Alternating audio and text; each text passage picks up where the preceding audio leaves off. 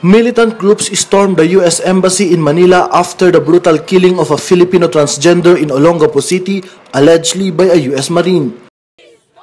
The group decried the U.S. government and the Aquino administration's alleged cover-up of the incident.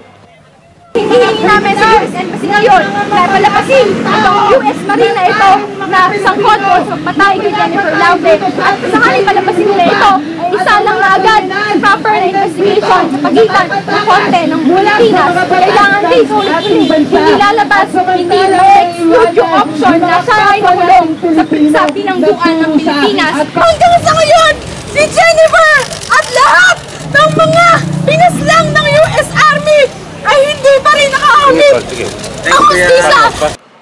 The militants tried to get through the police line but failed to get past the 70-strong police from the Manila Police District. Protesters from the League of Filipino Students, Akbayan, and Kapederasyon also called for the junking of the Visiting Forces Agreement and the Enhanced Defense Cooperation Agreement.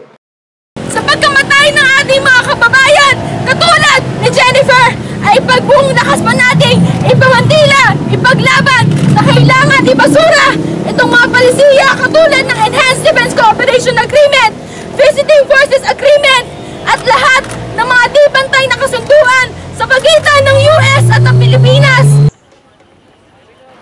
This is Nestor Corrales of Inquirer.net reporting.